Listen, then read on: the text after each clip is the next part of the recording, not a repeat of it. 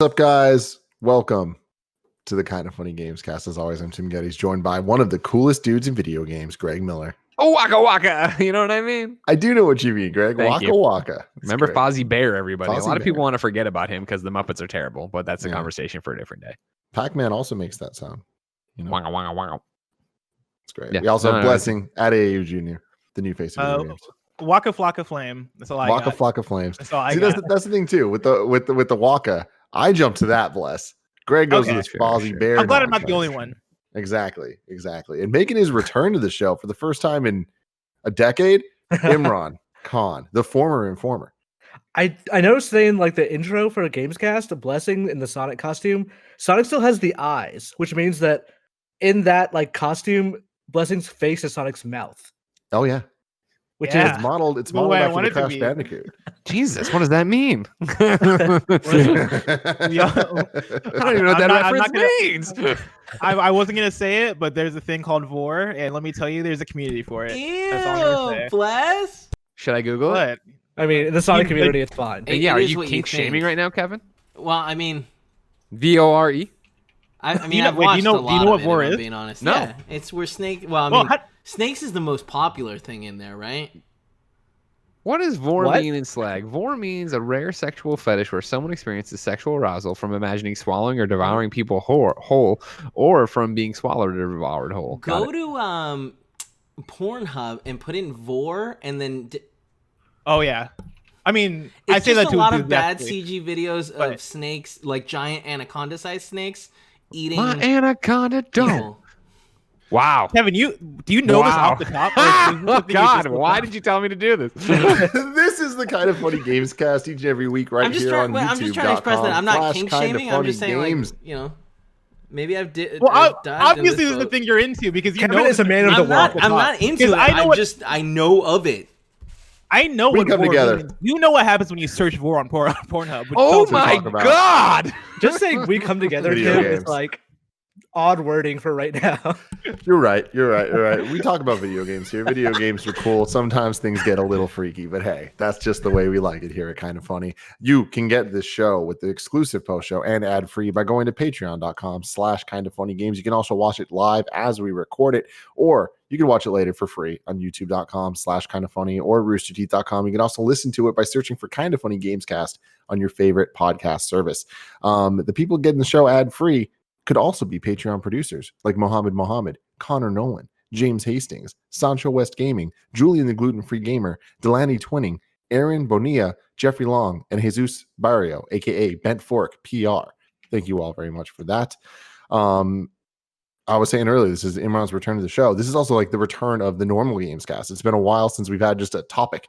It's been a lot of reviews. It's been a lot of spoiler casts. Excellent content. If you guys are interested at all in not Lord of the Rings, Last of Us, we've been doing so much of that. There's also some great Lord of the Rings content over on youtube.com/kindoffunny that you can check out. But today we're talking about video games. We're talking about bug snacks. We're talking about Kind of Funny games. What we've been playing. That's what I want to start off with. Now, to start it off, we're going to talk about things that we can't actually talk about, Greg. Yeah, that's right. So here's the thing. The Vor stuff led me, there's a lot of, Mass Effect from Miranda. Mass Effect from is all over this thing. There's a lot of Mass Effect stuff on Pornhub, guys. There's alien species in that game that like actually eat people. Why Miranda? I gotta wait. Yeah. Well, you know what? Well, I'll tell you off air about the thing I just saw Miranda do. All right. You don't want to know. You don't want to know, Imran. All right. This is VORE. Yeah, don't do it. It'll I'm shocked. All you did. Yeah, no, I'm really surprised. There's like a lot of videos that aren't animals, and that's disturbing. Which kind of then goes and turns into a. See this one of this pelican eat a person? Jesus Christ! You know as somebody who's recently been venturing into VR. There's an interesting intersection between VR and Vor and what that means for the Pornhub community. And so like and listen, this isn't me speaking from experience. This isn't me telling you what I'm into. This is just hey, first off, again, this is a safe spot. I just learned about Vor. I'm not judging you. If you're right now driving your van full of nuns around, oh my God, Vor, all right, it's your thing. Well, I couldn't hear it. I didn't have the sound turned up. I'm just saying. Oh my God, this is crazy. I'm just saying there are videos you can find if you're searching Pornhub VR where you are tiny and you are looking up at gigantic women who are like wanting to see. Why is that called Vor and not like Mario? Like, why is that not just the name of the fetish? Is Mario fetish? Wait, is that Vor or is that just VR porn? We're starting to mix up terms. Vor, like Vor VR porn. Like you could be the small person in. I guess you could do this in regular porn. Like in VR, you're like looking in up the scene from gigantic. Dude Where's My Car. Remember when I mentioned that scene from Dude Where's My Car, Tim? I do. You remember? Yeah. So Tim, to bring you up to speed, yeah, you like you sat down. Of course, you have your topic of the show, tots, but you want to know what we've all been playing. And the problem is, a lot of us are playing embargoed things right now because we have hit that part where it's an embarrassment of riches, where there are just a gajillion games out to play, let alone unreleased games. So right now, we're recording this on July 1st in the afternoon. That means I am currently playing Iron Man VR. The embargo for that lifts tomorrow morning at 5 a.m. That's July 2nd, 5 a.m. Pacific time, of course. What we're going to do with that is interesting. I think I'm going to prep some tweets just to give my initial thoughts because I'm still playing through it right now. It's a very tight embargo. I'm going to prep some tweets to put it up there, and I would imagine me and Bless are going to have a bigger discussion on PS I Love You on Tuesday. Does that make sense, Bless? Yeah, that probably works. Because you're working on it too, right? Yeah, I'm trying. There's a lot of stuff that I'm playing and doing. It's my birthday weekend too, and so gotta celebrate now. Don't get crazy. Nothing crazier than just playing Iron Man by yourself. You know what I mean? Just do that. You know what I mean? So yeah, I think we'll do that for that. So look for tweets from me if you're watching this whenever in the timeline, or watch PS I Love You XOXO next weekend. And then on top of that, I think all of us are, or you, Tim, I don't think you've started yet, but we all have Ghost of Tsushima. And the embargo for that is Tuesday the 14th at 7 a.m. So we're all playing through that as well. So hands are tied for me on what I've been playing because I was already working through Ghost. I'd been playing Predator. Now there's new Samurai Predator out too. We're doing streams you can catch on twitch.tv/kindoffunnygames for that Thursday and Friday. So there's a bunch of Predator I've been playing, but you've heard me talk about Predator. And then it's just I've been playing after coming off Last of Us into this stuff. A little bit of Minecraft Dungeons, still going to platinum that one day, but I've been playing Iron Man VR and Ghost of Tsushima, and I can't say anything about it. There's other embargoed games too, but we can't talk about them. So that's just how things go. Well, fun stuff. It is fun stuff. It's great. It's a crazy time right now. Yeah, totally. What I can talk about though is the Super Smash Brothers 8.0 update. Min Min came out yesterday. That's fun. I'm gonna Google Min Min, see what that is. The second round of DLC characters. Min Min's from ARMS, Greg. Oh, okay, I remember that. Don't do it in Pornhub. God damn it! Don't bring everything back to Pornhub, Kevin.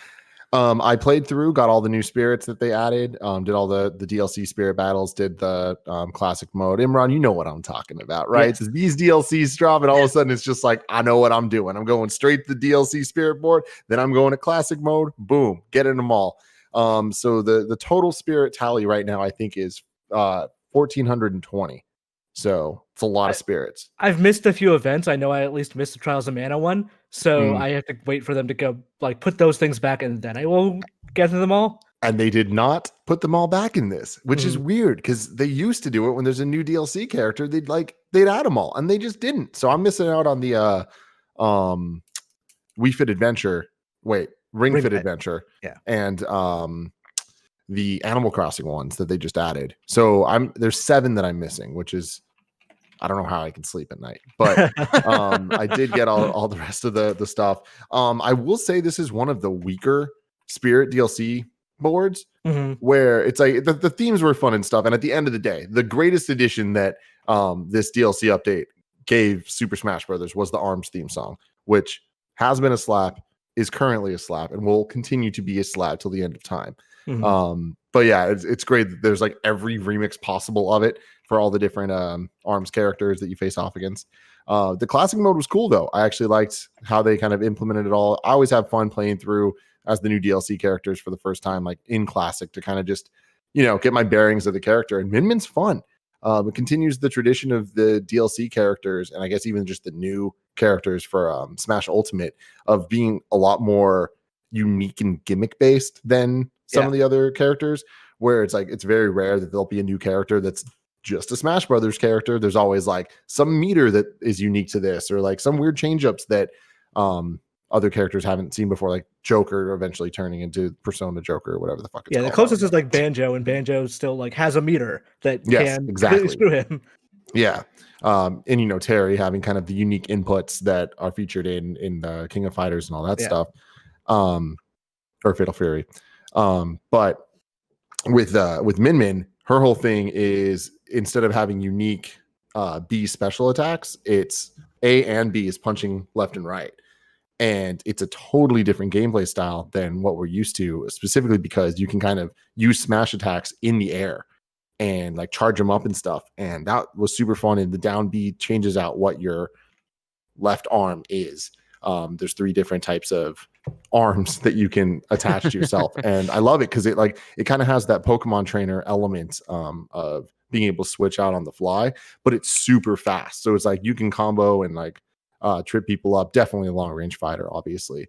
But I'm having a lot of fun with her. And I kind of, when me and Bless reacted for the first time to the reveal, she looked fun, but I was like, I don't think that she's necessarily going to be my cup of tea, but like checking it out, I was like, oh shit, like she's really fun and unique, but in a way that it just makes sense, even though it's using the Smash Brothers archetype of, control scheme, like adding the arms elements of it, like feels natural. And I felt like I was totally in control.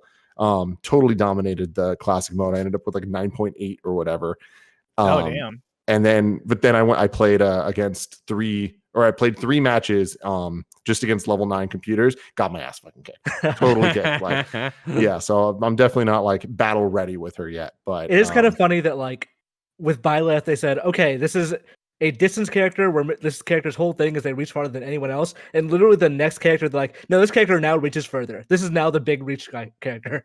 And the reach is insane. Like with one of her moves, especially in the air, just her normal A move, she throws her arm out and then the little dragon like opens its mouth and shoots out a fireball.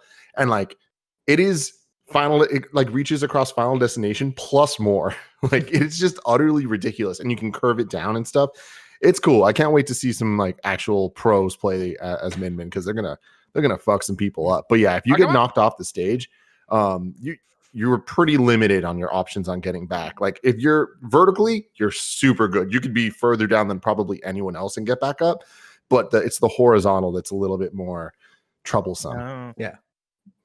You excited for this, Imran? Yeah, I need to get around to doing it. I don't think I've bought the season pass yet, which I probably should at some point. It just usually, like, if not for Ghost of Tsushima, I would be probably streaming this out and playing some matches with the community. But right now I'm a little busy, but maybe tonight or tomorrow I'll dive in. Exciting stuff. Yeah, I'm in the same place. Switch. Yeah, because I realized I don't think I bought the second battle pass or the expansion pass, whatever it's called, for Super Smash Bros. Ultimate. And she looks really cool. Like I'm really excited to actually try it out and see what that's about. Do you have any predictions on who they might announce next? Because honestly, I know the big question is like, are they Nintendo characters now since the last battle pass is all third party? Well, it wasn't. Because we had Byleth, never forget. Oh yeah, that's a good point that we did get Byleth. I think that like if there's one thing that we should have learned from Smash Ultimate at this point, it's that there's no pattern. Like there's nothing we can look at to predict who's going to be next. But it does seem pretty clear to me at least that they're all decided and that they are being worked on because even the video we watched, Bless, like that was pre-recorded from the beginning of May. Yeah. So it's like in Sakurai's dope ass baller house. Greg, you know how Nick always asks, like, is that his real house? Is that his couch? Yeah. Now it is for the first time because of quarantine. It's nicer than his office, honestly. Sakurai's like literally doing a house tour. It's the best. It's the absolute best. I love it. But yeah, I don't know. I mean, Imran, do you have any predictions on? I do think it will be probably mostly Nintendo, just speculation. But if I had to guess who I would want in a next one, I think Captain Toad would be for me, I think it would be one of the cooler ones to put in. Yeah, that would be fun, especially if he can't jump. Yeah. They'd have to get creative with that. Just him tethering to everything. Yeah. Fantastic. Yeah, that could be cool. Moving on from Smash Brothers, Bless, just for a while, I want to just let you talk about Star Wars Episode 1 Racer. So I'm like, I don't know if I want to wax poetic because I'm going to talk about it on PS Love You XOXO because it's one of our 104 games that we're ranking. But this game, more so than any other game we've done for that segment, I found myself just obsessed with on another level. Really? Because it's Star Wars Episode 1 Racer from the N64, and I played this game as a kid. I didn't own it, and so I played it at a friend's house. A dude lived in my neighborhood who I was friends with, and I'd go over to his house all the time to play it. And so I never actually got to experience it as like my own game, only as a 2-player game. And so getting the game for our PS Love You segment and actually sitting down and playing through it and then looking at the trophies and going like, that seems attainable. And then me starting to play it and getting further and further and further into it, and then realizing that this game has aged surprisingly well for an N64 game. It is really fun. It has that it has the elements of Star Wars that I think matters most, especially for the prequels. Like the soundtrack of the game is incredible because it is Duel of the Fates and basically a bunch of Star Wars songs playing over these tracks. The sense of speed you get in the game is actually really impressive, again, for an N64 game. It almost reminds me of playing Burnout. Like you get that similar sense of speed, while at the same time the treks are designed in a way to where you can crash and stuff in the same way they would crash in Burnout, but the treks are designed for you to hopefully not feel like you're crashing on the first time. Like if you're good enough at the game, you should be able to get through a new track without crashing, because that's how good the map design is, or the track design is. And so playing through it, it's been just this experience of, oh man, yeah, this is an old game, but still really fun. And yeah, like I'm really enjoying it. The actual mechanics in the game, as far as boosting and repairing your speeder as you're racing, also pretty good. Like in order to boost, you have to hold up, and you have like a meter. So once you get up to a certain speed, you hold up, and then that meter will then fill, and then you click X, and then that'll boost, or not X, you click go, so that's R2, and then maybe it's X and go. You click a combination of buttons, and then that'll boost you. It feels cool in the way that you really do feel like you are putting in like the maneuvers to boost, if that makes sense. Like you feel like you're actually there, like trying to make this thing work. And Bless, did you ever play back in the day in the arcade? Oh, was this game in the arcade? There's an arcade version where you're actually in a pod racer. I did not know that. The N64 really cool. version, you could play single player with two N64 controllers. Like it's a pod racer, which is that awesome. I did know. But yeah, like isn't it still? And this game Santa would make Cruz? sense for arcade. The Santa Cruz arcade Santa Cruz has it there. Beach Boardwalk. We can go, Bless. Once everything. Dude, I'm down normal. to go. I'm honestly down to go, because at this point I'm kind of obsessed with the track design in the game. I want to come in and school people, show how fucking like you're every curve of this place because of this game. Yeah. Kev, can you bring up the box art of the original N64 version? And while you do that, Greg, like, have you ever played this game? Oh geez, yeah, way back in the day, I played the N64 version at like Michael Bryan's house. I think we might have rented it. Do you remember the cover of the game? No. Well, I want to say like it was goldish, the two like the engines theater, ripping right? off to the side, right? No, and the red bar. No, it's not. What It's am I way better thinking than that. of? Or maybe I'm thinking of the cartridge. Oh no, this is what I'm thinking of. Yeah, this is what I remember of the cover. No, okay. So this is like the new. It's the N64 box at the bottom left. Oh, this weird black placeholder Give me box. 1 second. It's not placeholder, Greg. No, I know. The fact that you're calling it up, I assume it's not. Yeah, but definitely. I can't wait. That is like when you like right now. That's the meme of my passion is graphic design. What is even? Is it? I missed it. Is that Watto in the background? Who's in the background? Mm-hmm. It it's is Watto in the back. It's a giant That's Watto. awesome. A giant Watto. That's awesome. Holy That's great. shit! That was a good day, mother.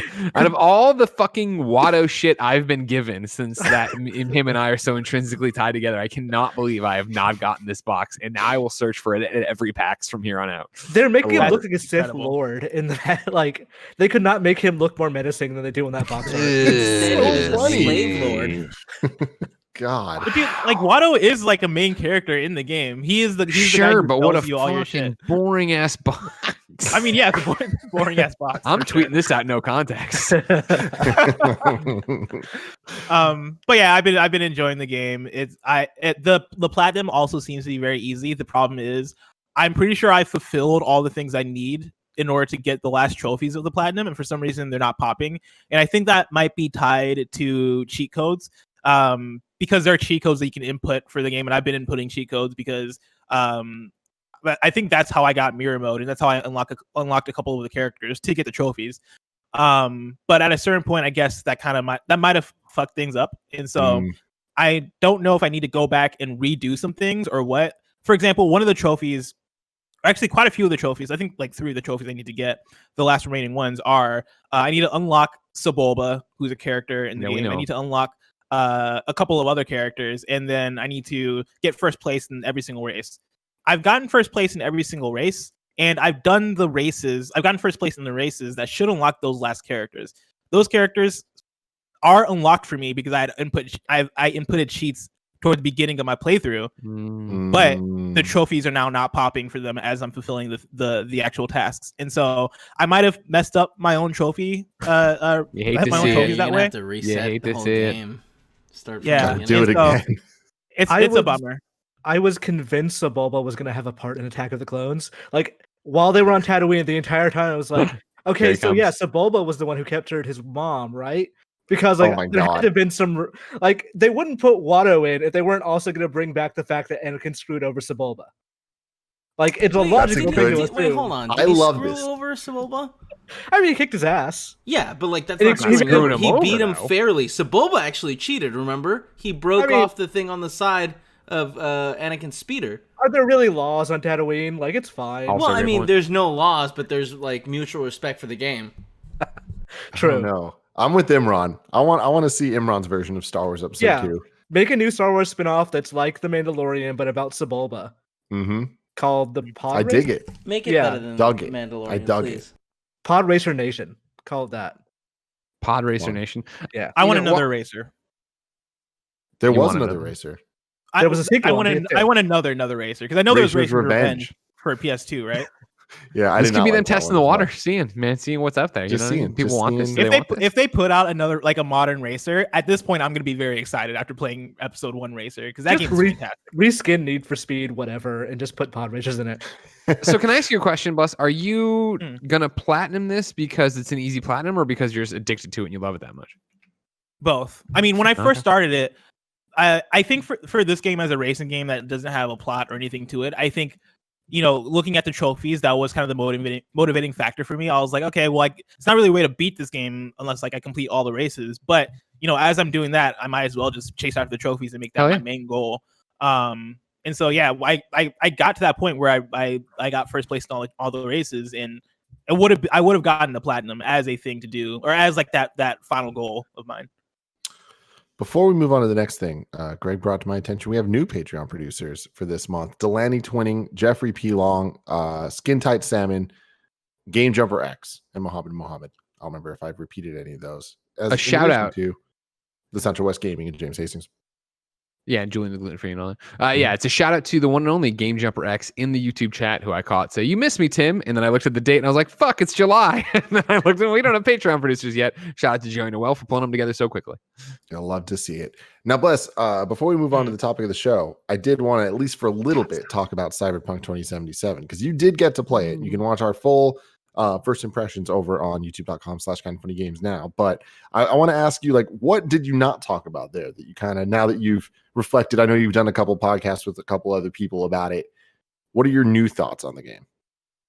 I don't know if I have that many new thoughts. I think the more and more I've kind of sat on it and more I've kind of thought about it, the more and more excited for the game I am to come out. It's more so like a reiteration of what I was feeling before. Like the places they're going as far as the RPG elements of it and the ownership that you're taking over the story and what path you go down as your V being the main character. That stuff really excites me still. That stuff I think that is going to be the big takeaway from this game. And yeah, just to reiterate, like this game is going to be incredible. Like, and that's really the main thing for me, Greg Miller. Yes, hi, I'm Greg Miller from kindoffunny.com. I noticed as a fan of you blessing Adeoye Jr. that on PS I Love You recently you stated that Final Fantasy VII was still your game of the year. Do you foresee Cyberpunk giving Cloud a run for his money? Thank you. Ooh, that's a really good question. I think by the end of the year it's going to be a big race between those three. Those three being Final Fantasy VII Remake, Last of Us Part 2, and Cyberpunk. I think the thing that Cyberpunk will need to do in order to overtake those other two for me is just have a really good story, honestly. Like if they're able to have a story that I connect with and characters that I find memorable, alongside doing these things that I think move the envelope in terms of ambition and scope with the different branches you can take and the different customization elements and the different upgrade trees and dialogue trees and all those things. If they can do that at the same time create a memorable experience for me, I think I could see that happening. Especially because for me, I think out of all these games, Cyberpunk is the one that is most set up to really vibe with me. I've mentioned on shows before that like some of my favorite games are Grand Theft Auto games. Both GTA San Andreas and GTA 5 are two of my favorite games. Deus, the Deus Ex series is really up there for me. I really like this type of game, being the open world city game, being the RPG that is also drenched in this sci-fi cyberpunk aesthetic. And so in a lot of ways, Cyberpunk is kind of set up to succeed with me in that way. But yeah, it's kind of a we'll see thing with the story and how well they actually execute. So does it feel more like Deus Ex, or does it feel like a GTA kind of game? Because like watching the trailer, it looked real actiony, and it's not something I expected from the people who made The Witcher. Like I expected a more like RPG kind of thing. You've said RPG a couple of times. I still remain unconvinced that is an RPG first and foremost, and then an action game part of second. That. It is. I think when you watch a trailer or when you just watch gameplay, you get open world action game vibes. But in the actual experience, it is like 100% RPG. I mean, it is 100% RPG with action elements that are very good, with action elements that work in the same way that you would think a Far Cry works. And so you get a lot of the RPG out of the dialogue branches and the quest system and the leveling up. The skill trees are super in depth. And so I talked about this in the first impressions, but you have essentially like your cool factor, your tech ability, your strength. I forget the exact words for them, but they have like cyberpunky terms for all these things. Dong size. Yeah, dong size. Yeah, no, dong size is legit just an aesthetic thing. But you have those different branches that you can put points into and then go into them and then expand out from there. And that, like, I mean, Horizon Zero Dawn has that as well, but the way in which Cyberpunk, I think, is doubling down on making that experience kind of core to the whole game and making that that ownership of the exact route you want to take within this game, making that a core feature of this game, I think is gonna really drill down the RPG elements of this game. Like this game is way more of an RPG than it is an open world action game, even though at the same time it is an open world action game. And to what you're saying, right? Like the in terms of how it feels, I would say the shooting is better than Deus Ex, because Deus Ex had like the cover system and stuff they did to. I've never fired a gun in that game in my life. In Deus Ex, like the original ones or the new ones? Both. Really? Yes. So I've only played the newer Deus Ex games, being Human Revolution and Mankind Divided. And I can't remember the exact route I took in Mankind Divided. I know in Human Revolution I tried to go stealth, and at a certain point I was like, "Fuck it, I'm killing everybody." And so it's usually how it goes. Those games have cover systems and different things they do to compensate for the shooting, because the shooting isn't incredible. And in those games, they want you to do stealth more so than even shooting. In Cyberpunk, stealth is an option. Going loud is an option. Hacking is an option.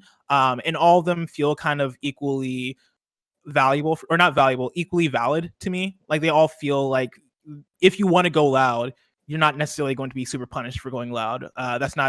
They don't really encourage you to go one way over another. They want you to really like find the way you want to play and go about it. And so in that way, I think it breaks away from that Deus Ex nature like that. But it's also when you want to compare it to GTA, like the driving in GTA feels better. And it's hard for me to compare the shooting because I was playing via NVIDIA GeForce Now with game streaming, and so there was some hiccups in the shooting there and in some of the action there. But for the most part, like the shooting felt fine. I don't know if I'd compare the shooting to actual first-person shooter games that just do that. Like I wouldn't compare it to Wolfenstein or Doom or anything like that. But would you compare it to Fallout? Good enough. I'd say it's better than Fallout. Okay. I'd say I'd compare it maybe to Far Cry even. And so like shooting is good. The shooting worked for me. But it seems to be this kind of jack of all trades, and we'll see which ones it's a master of. That's kind of where I'm at.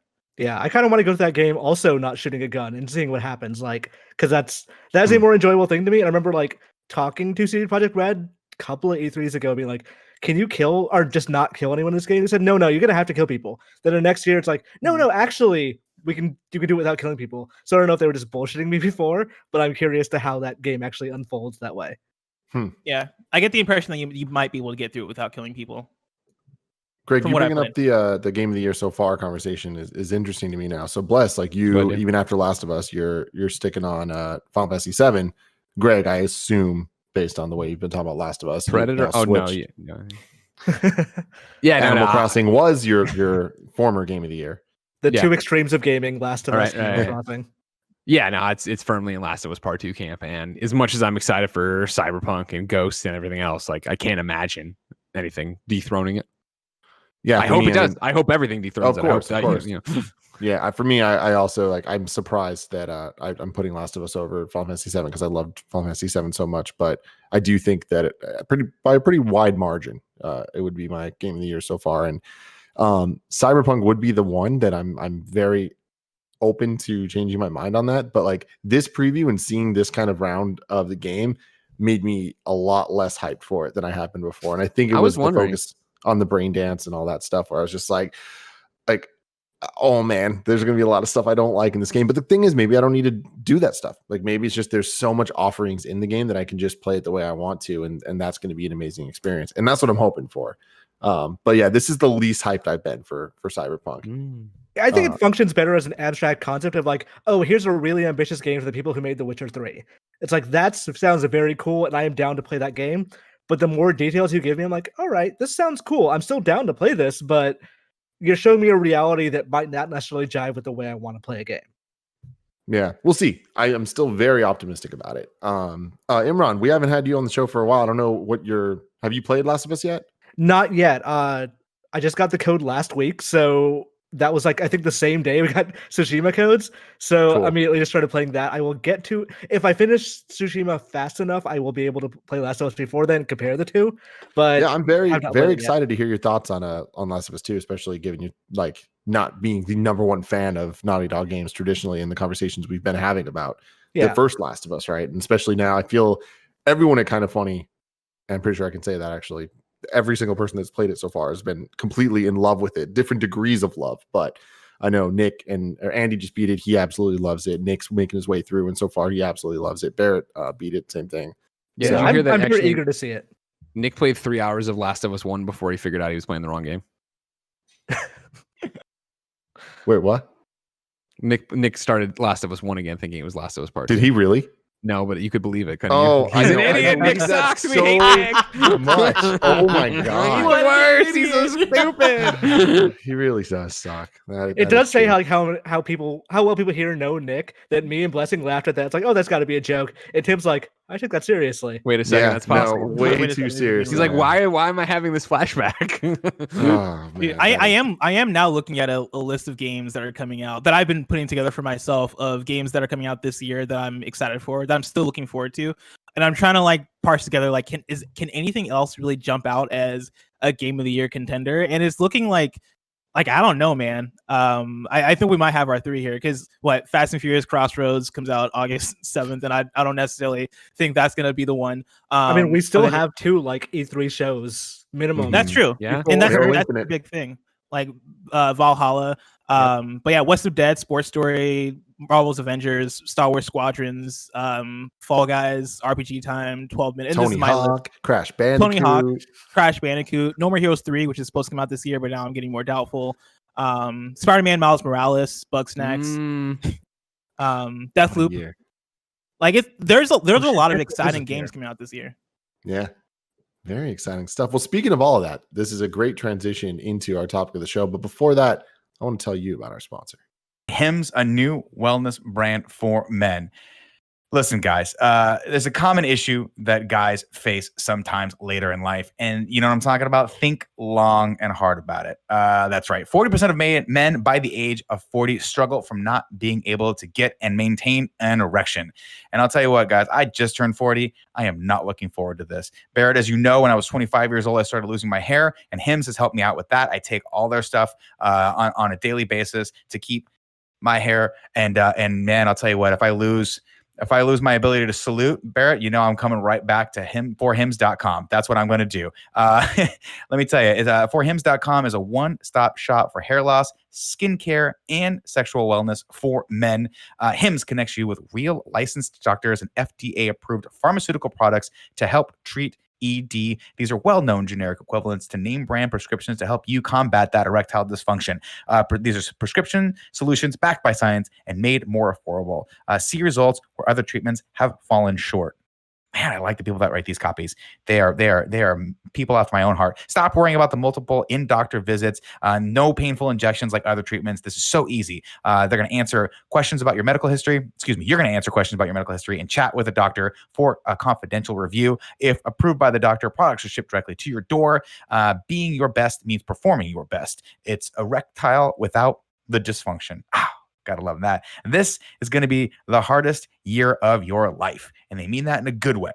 And I back that. I fully percent back that. Here's the deal that Hims has for you right now. Try Hims today by starting out with a free online visit. Go to forhims.com/kindafunny. That's forhims.com/kindafunny.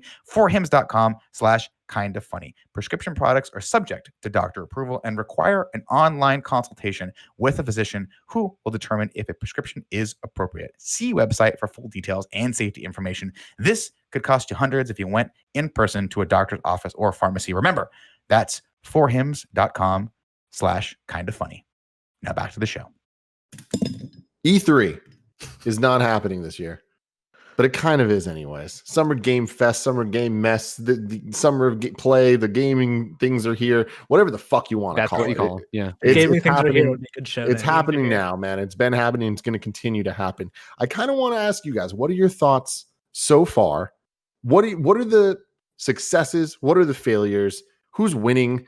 It's a kind of just a big open conversation. Imran, I kind of want to start with you on this. So who's winning is not as hard a question as you'd think, because honestly, the answer is Sony. And that's not a quit. As Microsoft came into the summer carrying so much momentum, especially because like we were all there for the Game Awards and like, oh, this is super cool that they revealed the console ahead of when we usually thought they were supposed to. They've been so open about it. They've been talking up its features. And then there was that May event where they went, okay, we're going to show you gameplay from next-gen games, and it kind of floundered. Nothing against Microsoft. They just made a mistake there. That was not the way that should have gone.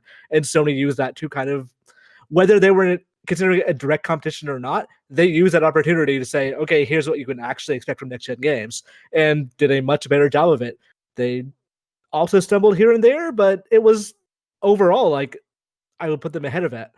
I don't think Nintendo's really even in the running because they kind of just took the summer off, which is fine. That is their prerogative. I understand why they're doing that because they're so worried about like COVID delays, but this is not a summer where they wanted to compete. But seeing how Microsoft kind of got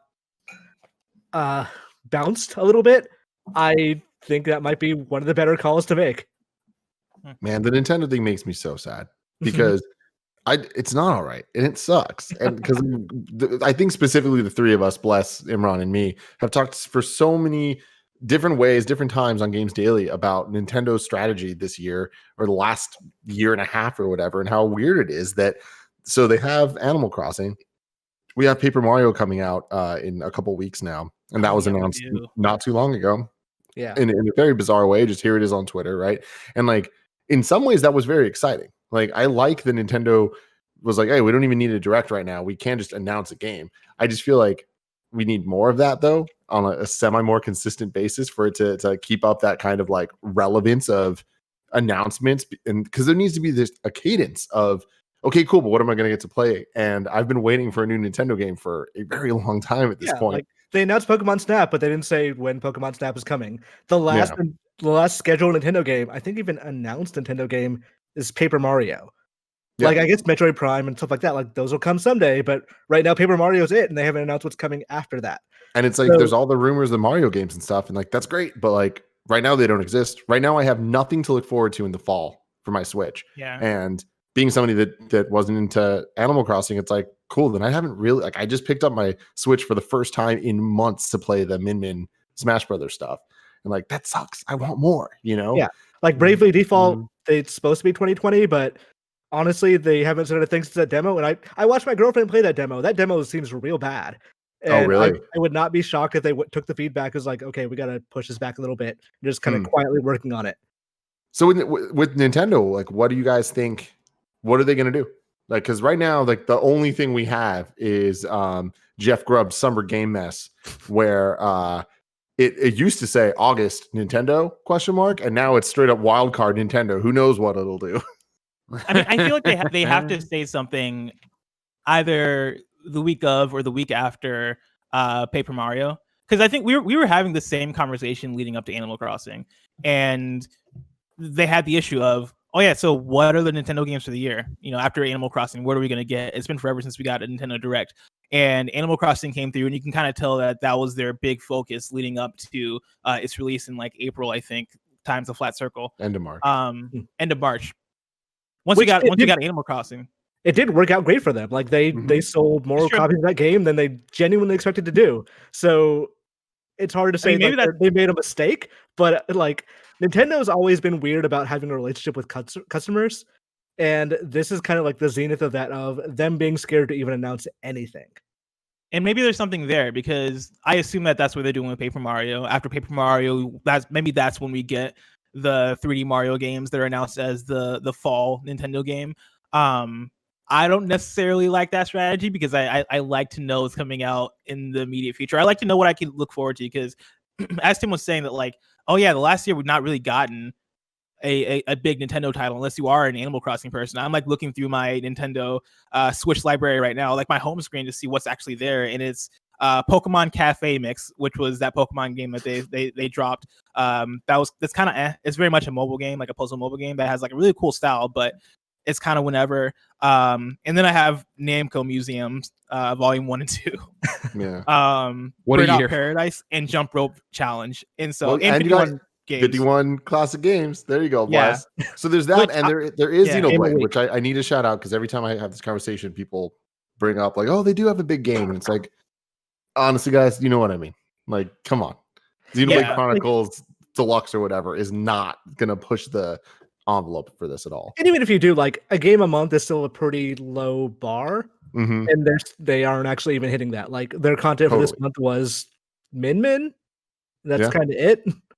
Yeah, that came in at the last day. Jump Rope, yeah. But yeah, it's a very interesting time for Nintendo, and I assume a big part of it is to what Imran was saying, COVID. You imagine that they're like, all right, let's slow down. We got COVID, we got E3 being canceled. Let's just pump the brakes and just go with the flow and see what happens. But at the same time, when everybody else is at the point where they're speaking loudly, when we're looking around and seeing that Ubisoft Forward is about to happen, and we got that PlayStation event and all these different events, it almost feels like their silence is kind of weird. Yeah. But it's that double-edged sword, right? Of like, what I mean, if they don't feel like they have anything to announce, do they force an announcement and then get told, no, you lost E3 and you look bad compared to everybody else? It is a summer where Xbox and PlayStation are going head-to-head, right, and fighting as they get ready to launch these new consoles. Nintendo isn't.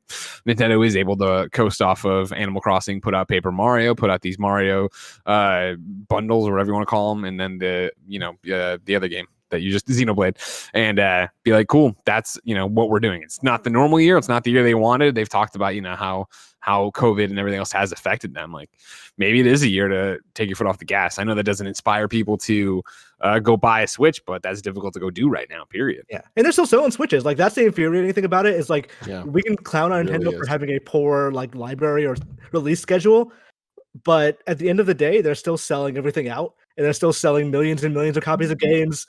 Like, Animal Crossing numbers are numbers that even the biggest games in the industry would be jealous of. Yeah. And it's infuriating, because I want to criticize you so badly for fucking this up, but you're doing so well. It's like that scene of The Simpsons where Homer's yelling, "You just lost yourself a customer to Mo," while everyone's giving him money. Like, that is this right now. Of like, totally. Hey, Like, please release more games. And it's like, but we don't need to. Yeah, and that's what bums me out the most of this is that it just, as a Nintendo fan that has seen the good and seen the bad, like this just reminds me of the GameCube times and certain parts of the Wii era and the N64, where it's like there's such gold, but it's so few and far between. And it's like the Switch like had such a great first couple of years that I thought that forever we were going to have this cadence of, oh, okay, we're moving on from having the 3DS and the Wii U to now it's all focused on one thing. There's always going to be at least, I mean, I'd love something once a month. And I feel like back in the day, there was that cadence. So it's like sad to not see that anymore. But I would even take like once a quarter having a major game that speaks to you, you know, and like having at least 2 games a quarter that, cool, you're either going to be this person or that person, whether it's Xenoblade or whether it's Luigi's Mansion or other titles like that. I just feel like this year doesn't even have the Luigi's Mansion 3 type thing. Yeah. And it's July. Like, it's like, cool, they might come up with something later, but it's like, we'll see. Paper Mario is going to be the one that I'm really hoping ends up being great, but I'm not that optimistic it's going to get 9s. Yeah, and I'm going to love Pokemon Snap, but like Pokemon Snap is not going to set the world on fire. Yeah. Greg, but they moving set on. it on fire with Animal Crossing, right? Like I just feel like they're in such a different boat this year, and every time they fucking put out a thing of like now you can swim and we all flip out, like, you know what I mean? Like it is. Don't get me wrong. I know, you know, there's a lot of different ways to slice this, and I understand that from the hardcore Nintendo or just the video game fans, we want the new shiny thing, we want the next big thing. But I think in a weird 2020 as it is for everybody, in a 2020 that's going to be dominated by, you know, what the bells and whistles of next gen are, Nintendo is playing the cards the best they can. Yeah, but I think it's just a weird thing where Nintendo doesn't play the same game everyone else does. And that's frustrating if you like Nintendo stuff. Sure. No, totally, like, totally. We want you to compete, and Nintendo's just kind of like kicking the soccer ball outside But for years, they said they weren't going to compete. They haven't competed in so long, right? Yes. But I think that's what's frustrating is like comparing it to themselves. It's like, all right, cool. So now all the COVID stuff's happening. Everything you just said is totally valid, Greg. But it's like, cool. Then what about the last half of last year? You know, where it's like we had like this problem existed. I was bitching about Nintendo not having games leading into Animal Crossing, and that was pre-COVID, you know? Yeah. So it's like, and I get that it all kind of like goes on top of each other and whatever, not to belabor this, but Greg, who do you think is winning so far? It's going to sound like a joke, but hear me out. I mean, you can laugh and then you can, but Bugsnax. Idea. Okay. I think Bugsnax is hands down one E3. Like, and this being a weird, not E3, yada yada yada. I think Imran's point, obviously, of you know, PlayStation, it's the boring answer that they've won or whatever. They have, but I think they've won in a weird way of like, sure, it's just not this monumental win. I think on the heels of Animal Crossing, and we're talking about of like seeing all of the video game industry. Love this game, play this game. Gary make a weird talk show about it that has Shaggy on it tonight. Like, there's all this different stuff. But for the PlayStation 5 event to come out and be like, we're going to talk about the PlayStation 5. We're going to show a Horizon game. We're going to show a new Miles Morales game. We're going to talk, you know, like actually give you what next gen is. Here's this weird indie that, for full disclosure, of course, Pop Agenda, my wife's company, does brand marketing and all that jazz on it. This does not influence my opinion of I don't know what the fuck Bugsnax is or if I'll ever play Bugsnax, but the fact that everyone is going to win a DICE award, don't worry. that was part of the agreement for my wife to work on it. The fact that people are still talking about Bugsnax and singing the Bugsnax songs, and it's getting referenced still to this day so often. And I mean, like the fact that IGN is still tweeting about it nonstop and putting out all sorts of stuff. The fact that Shuhei Yoshida, you know, today, weeks later in his PlayStation Indies thing, mentions he still has the Bugsnax song in his head. Like, that's a weird thing from the guys who made Octodad, which was another weird, quirky, cool song game that like we all were humming or knew about or whatever. You knew it was this weird game. Like, this is just a weird trailer that I feel like has had such legs on it that I don't think anybody would have expected. Not to mention that when the PlayStation 5 event did end, people were pissed off there were so many indies and a weird Bugsnax. Some people were pissed off about Bugsnax, but it seems universally now that this game that nobody knows what the fuck it is, where you eat a strawberry and it becomes your hand, is now what everybody's talking about still. There's a games industry like meetup thing over Zoom with like media and developers and stuff like that. And a couple of weeks ago, literally just there's like 500 people in a Zoom call just all singing the Bugsnax song because it's gotten that infectious for people. Yeah. That like I don't want, it's not a like cultural phenomenon, maybe overstating it quite a bit, but video game industry phenomenon. Like honestly, like from a PR perspective, memeing your game is one of the better things you can do, especially if it's not going to get that much attention next to a Horizon or something like that. Sure. Next to a Miles Morales. Yeah. And that's the thing about it, where I know this is a weird year, and that's why it's fun to sit here and be like, all right, cool, on this crazy ass whatever the fuck E3 not E3 month long, there's a digital showcase every other day kind of thing. It's harder to pick the winner, and I think that the fact that out of the blue, this weird indie game about eating eating food and becoming them, or eating bugs that are the snack, or I don't know what the fuck it is, like that it's had this kind of resonance, and it is still talked about fondly to this day, and people are still singing a song and making memes about it and making things and changing their names to, I think Jeff Grubbs is still about bug snacks, isn't it? Like, yeah, talking about grub snacks is still his thing. It's like, it's got this weird lasting effect that I think it's a weird year. So you have to look at a weird winner in a way that I don't think anybody would have expected this. It's also just nice and pleasant. It's not like, no offense to The Last of Us 2, but The Last of Us 2 is not nice and pleasant. Bug snacks is a good thing to be like, okay, we're all kind of, we're not past Animal Crossing, but Animal Crossing kind of had its cultural effect on us, and now we needed something that's like still nice, cute. Yeah, Bug Snacks is the most games media ass bullshit I have ever seen in my life, and I don't mean that in a bad way. I'm part of it for sure as well. Like, I fucking sing that shit all the time, but Gia does not like it. But yeah, it's funny. I was referencing Dice earlier, so Greg. I don't think you got caught what I was saying. Is that it's like, it reminds me of Untitled Goose Game. Right? Sure. Where it's like let's see what this gets, because people are super into it for whatever reason. It's the weirdest thing. Blessing and I have talked about it on the shows, right? And it's like, when it got announced and we watched the trailer and we talked about it, it was very much like, yeah, this is a funny song and it's a cute idea, I guess, or whatever, but it's going to be a 6 when it comes out. It's going to be, what are you doing in this game? And I still have no fucking idea what you're doing in this game. But the more you talk about it, the more people celebrate it, and the more bug snacks they release that people get excited for. You're like, is it going the Animal Crossing route of just being this weird thing? Like, I don't know. What are you doing? I'm gonna call it now. It won't. I almost don't want them to release gameplay for it. Like, I feel like that's. I just want to play the game right now, dude. It's a Kojima's experience. I feel like the moment they release gameplay for it is the moment where that mystique kind of dissipates, and we're all just like, "Oh, that's what Bug Snacks is." Oh, it's a video game. Yeah, it's not a lifestyle. I don't necessarily think it's, because I have my own ideas of what it might be, and I could be completely wrong. But I don't think it's going to be like an Untitled Goose Game. I think it's going to be an actual game with actual mechanics. No offense to the Untitled Goose Game, because they have mechanics, but like, I think this might be more so a like a full-fledged, not a full-fledged, but an actual game with like a gameplay loop. And like, when you look at the tweets they do, Untitled Goose Game had mechanics. It was a puzzle game. Yeah, but it was alright though. It was alright. But this feels like a thing designed to get Chrissy Teigen to like say what's Bug Snacks on Twitter. Oh, I can see that 100%. But I also, she'll know. The reason why I make the argument that I think this is going to be more so a gamey game is seeing the tweets from the devs being like, all right, this is our inspiration for Bug Snacks, and it's stuff like Dark Cloud, and it's stuff like Viva Pinata. And BioShock was in there. No, not Dark Souls. But they did say BioShock, I'm pretty sure. And so I don't know what that means. But I with the Dark Cloud and Viva Pinata thing in particular, and with the screenshots that me and Greg were perusing through as we were doing an episode of PS Love You, it seems, if I had to guess, it seems to me like there's going to be some sort of collection aspect to it. It seems to me that there's going to be some sort of mixture of, oh yeah, you go into dungeons or whatever, you go into the forest and you find different kinds of bug snacks and you collect them and you bring them back to the village and you do something with them. I have no idea. You can only climb this wall with banana hands. Yeah, you can only do this with this. I think there will be some sort of gameplay progression and possibly an interesting loop there that works and makes it interesting. That's where I'm coming at with it, and I hope that is that, because I'm actually very much looking forward to it if it's that. I'll probably not ever actually play the game. Like, maybe I will, maybe it's fine. I'm enjoying it on this level before I actually find out what it is. Yeah. Bless. It's like frustrating in that way. I don't exactly. This is Kojima-esque, I'm telling you.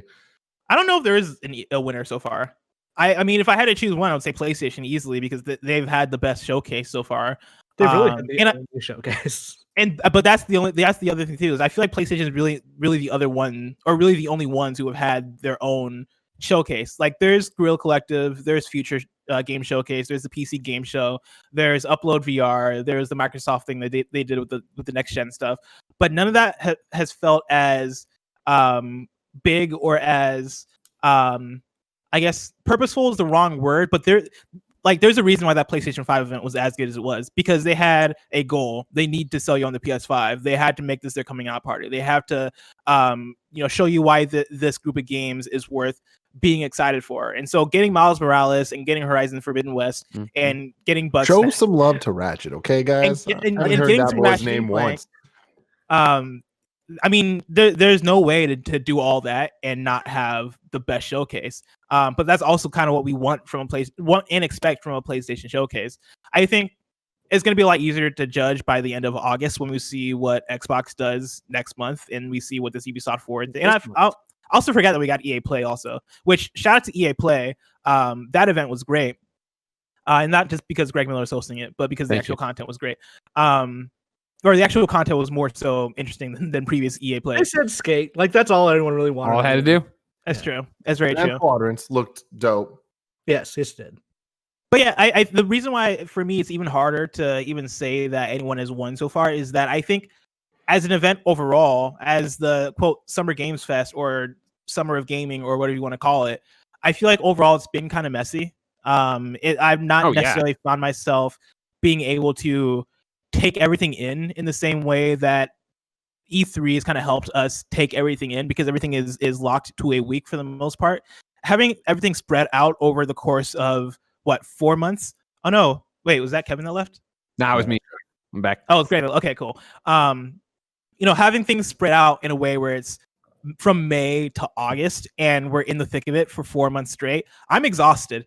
Like the Ubisoft thing is coming up soon and I want to be excited for it, but at the same time, I'm just like, I've been through so much already. We were talking about that today. Like, it's coming up, and it's on the 12th, which is a Sunday, and it's like, what the fuck? Like, that's no, it's not E3 anymore. Like, you don't have to condense this all into an 8-day period. Why you have every weekday in the world to work with? Why is this happening at noon on a Sunday? Like, fuck. Yeah. And that's where we're at. Like, I think that's a separate conversation to some extent, but yeah, when E3, when we're all like, E3 is gonna die, I remember talking and being like, I hope that everybody gets on the same page and we still keep it contained to 1 week. Like 1 week of here we fucking go. And I think COVID fucked that up on top of it and everything else. But yes, the fact that, like, as Jeff Grubb puts it, as the summer game mess sprawls out into August, it is a marathon that on one hand is exciting and in one hand is cool. And it's awesome that if you are a Dreams fan, there was Dreamscom this past week and you could see everything that they're doing. And I think that's a great move and yada, yada, yada. The problem is that E3 used to be the 1 week where you felt like you could kind of be up on the entire video game industry, at least the press conference days, where you could literally watch all of it and be like, awesome, I have a great feel on what's going on. Now it's that thing of, okay, cool. We did the Guerrilla Collective. The PC Gamer Show followed that. Then there was the other thing that happened that week. That was one of them. Sure. And then you get all the way down to today, on the PlayStation blog, they're like, here are all these games that are getting announced on this thing. We're giving out 9 indie games on the PlayStation blog, but not all at once and not all in one video and not all linking them in the same article at the same time. So you're going through and it's like Recompile pops up and I'm like, okay, this I think is one of their announcements today. And I know that I've seen it, I think, in our showcase and in the PC Gamer Showcase. So I think the news is that it's on play. It's like, come on. Like, it's just, I mean, your attention span and your bandwidth to remember all this and keep it going at once is kind of ridiculous. Like, they announced the Ooblets early access date today. Yep. And I simply remember, like, 2 previous shows where Ooblets was in the last month. And they didn't announce the date in either one of those. So, like, why today and why, like... For me, it's just confused. It's a confusing mess, and I understand why publishers like it because they think you'll get more of the information and let it sink in. But it's the exact opposite is happening. Because I'm literally forgetting shows and just seeing stuff on Twitter and be like, "Oh, cool, that thing." Well, it's the same. It's the same. It's the problem that nobody's playing by the same rules. When we did the Kind of Funny game showcases, not the Guerrilla Collective, the folks over at the Mix were in charge of going through the games and picking exactly what got on. When we did the showcases, I was always like, "Cool.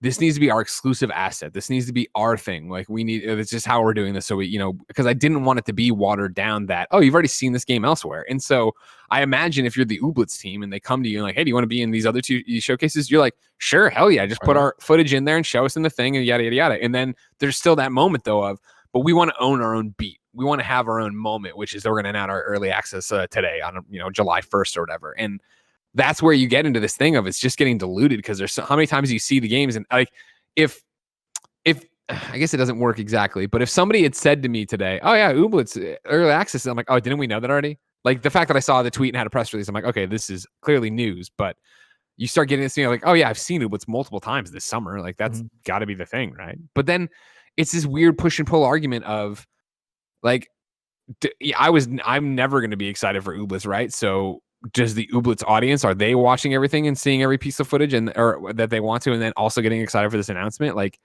I just feel like it's not, it feels for us, the people who react to it and talk about it and do all this stuff, unwieldy. There's just so much going on. And I've seen MC Fixer, obviously Kind of Funny best friend, runs a bunch of his own stuff, twitch.tv/MC Fixer. I've seen him on Twitter being like, hey, there are just too many of these shows. Like, I just can't, like, why is this happening? But with I wonder if though, go. I'm kind of like, oh, sorry, go finish. No, I mean, but I wonder if that's a content creator feeling. It is, and that's my thing with this is like I am totally the opposite of you, Greg. Where when E3 was canceled or whatever, and God, what funny canceled. Wording, right? That makes it sound like it's sexually harassed somebody. But whatever. I mean, there is Ubisoft shows still coming up, so we can still use that phrase. Here we go. But when the E3 died, at least for this year, and when it was wounded, I remember that we all were like trying to theorize like what we thought was going to happen in terms of are they going to stick to 1 week or are they going to spread out? And I thought they were going to spread out, and that's what I wanted too. And I think that at the end of it, like I love this and I prefer this over the 1 week E3 thing. That stuff was great. It's my childhood. Everything about that was so awesome of having Christmas every week in the year, or you know what I mean? Once a year, having a video game Christmas. And I just think that like the industry's changed so much and the way that all this stuff happens has changed so much. And I think expectations have gotten so much higher because the production value, the presentation value, all that stuff has increased for these shows. And the expectations of the fact that the PlayStation 5 reveal event that we just saw disappointed people is a testament to people's standards are just completely unwieldy, where it's like they announced so many games that people are looking forward to, and just because people expected them to be there, it was oh well, there's nothing mind-blowing. And it's just like, okay, cool, but we still got Ratchet and Horizon and Gran Turismo and Spider-Man and whatever. It's like that's freaking crazy, right? Apply that to literally any of the other things. EA Play, it's like you can have your issues with EA Play for whatever reason, because at the end of the day, no new game was announced and shown in a super exciting way. But it's like Squadrons look pretty dope, and they did say Skate 4. That's exciting. Best EA Play show they've ever done. But it's like it's easier to kind of criticize it because there's expectations for all of these shows. The point that I'm trying to get to here is back when it was E3, where it was 1 week with a bunch of shows, Kind of Funny, IGN, whoever it was, they weren't doing content for we never covered the PC game show. We never covered the random indie press conferences that would pop up unless we had some insider knowledge that something might happen or, had some kind of poke or push to do it. The fact that we're covering all these things, that we are like live reacting on Twitch to the New Game Plus Expo and all that stuff, like that's on us. And it's like, I think that we're only doing that because A, why not? B, we are interested. And just the fact that they're all on different days at different times, we can in a way that we couldn't do that when it was E3. And it's like, fuck, we already know we have a 12-hour day because we're doing the Ubisoft conference and the Microsoft conference and the Bethesda conference in one day. So I don't know if you're catching my drift here, but it's like, I do think that I want to see, I feel like this year wasn't the best implementation of it all. I think that Jeff's Summer Game Fest thing with the calendar didn't work, but I think that it could work. Yeah. But what it needs to be more defined on tiers of importance of here are the big ones that everyone, you should watch these. And then maybe a color coded thing or something of like, here's some stuff. Hey, it's going to be cool. There's going to be announcements and it's going to be great. But like, it's the Kind of Funny game showcase. It's not, something that is like drop everything you're doing to watch. It is like, hey, this is going to be a pretty neat thing if you have nothing else to do or if you're interested in these type of games. But like, I think that's part of the thing is that, again, to your point, and again, it being a weird year. And so it's like, there's so many different things here where this was a fire drill. I feel like to get to this point that a normal year, let's say there was no pandemic and they were like, E3 is not happening, then it would have been a different ball of wax. I think how they're handling it. Cause it's what you're talking about. If like, okay, Xbox did their thing early on with third party, which they didn't message exactly correctly, and so people were pissed. Then PlayStation did their thing, and we're still waiting on Ubisoft, right? EA Play just happened. Okay, cool. That was different too. Bethesda's not in the race. Nintendo's out of the thing. It is that I think if all the big players were there in their normal capacities, we would already have that structure a bit more of like, all right, you know what's AAA, you know what's AA, you know what's the indie scene. And imagine next year, and it does kind of suck that because of the COVID stuff, we're all thrown into just a tizzy here. But it's like, I love the idea that, cool, July 12th is Ubisoft's thing. Yeah. Next July, we should expect a Ubisoft press conference, you know? And it's like, okay, cool.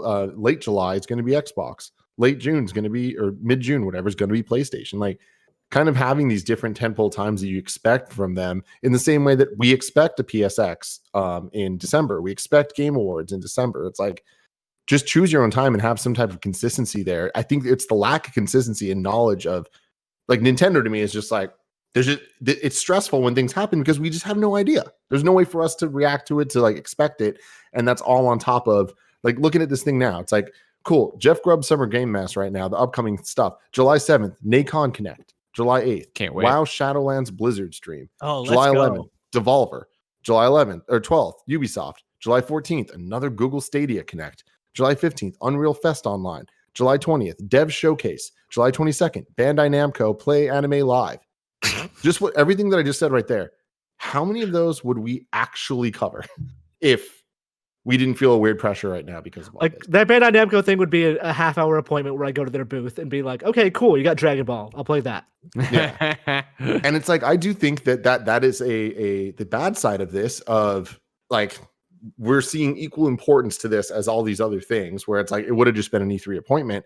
But the good side of it is seeing things like the few announcements that Keeley's made purely using Summer Game Fest. And so far it's only been Activision things, but Tony Hawk's Pro Skater 1 and 2 and Crash Bandicoot 4, both awesome things that you wouldn't necessarily see at a major press conference, but they kind of had their own moment. I thought they were appropriately hyped up for what they ended up being.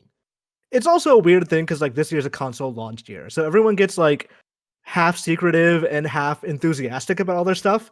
So like, for example, Ubisoft stuff had to be in July because they had to wait for the console manufacturers to go first, and then the console manufacturers kind of went first and then didn't really, and like there have been so many societal things that are happening that stuff got pushed back. Like even people who were doing like IGN had their days of play or whatever it was called, but that had to be pushed back because Sony stuff was pushed back and they were going to talk about Sony stuff.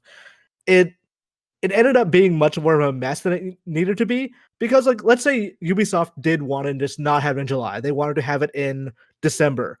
They can't this year because they're going to talk about Assassin's Creed. It's going to come out in November or alongside new consoles or whatever.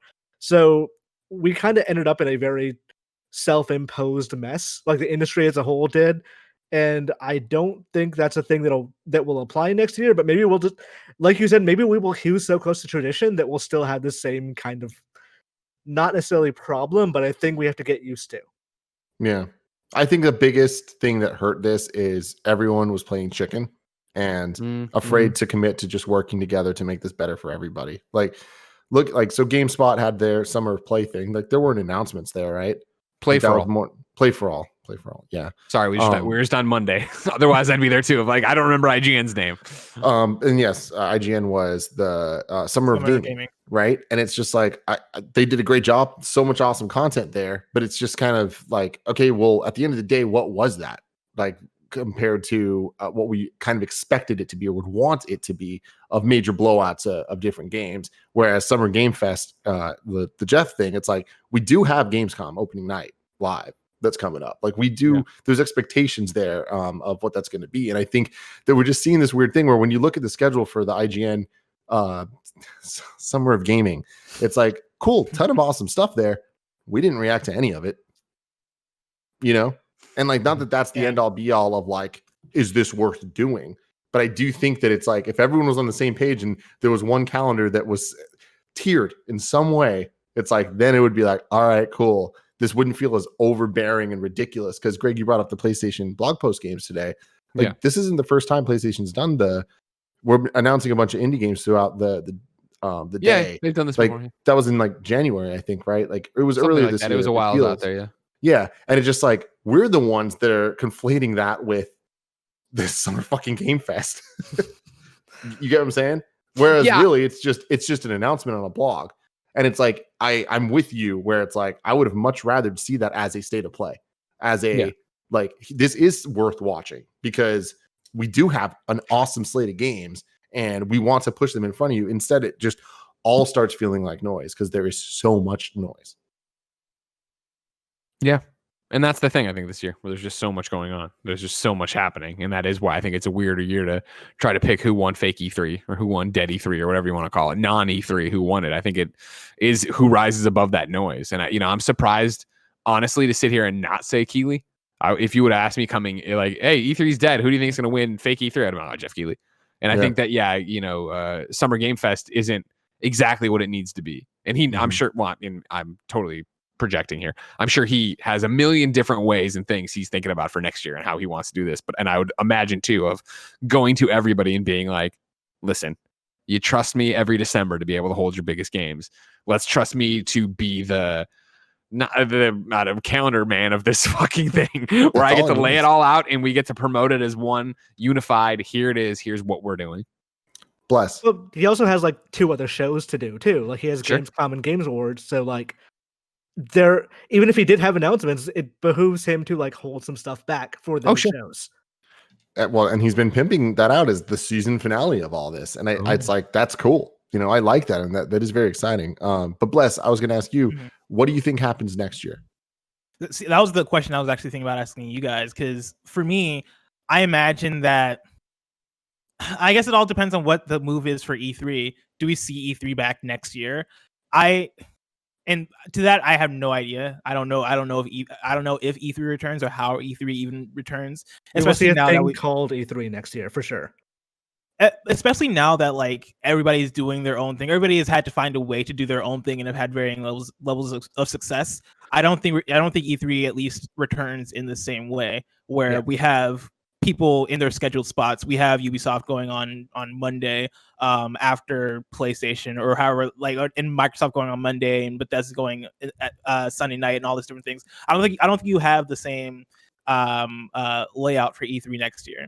And so I think to what Imran's saying, I think we probably have a thing called E3, but I do think we kind of get a repeat of this summer in some sort of way, and whether that is people have figured things out, and because I can't predict the future, and so assuming that there's no protests going on in June, maybe everything is condensed back into June, and people find their own dates and their own spots within that same month because there's success in not necessarily spreading things out over the course of a whole season, and us not having console reveals and all these different things that are going on at the same time in COVID.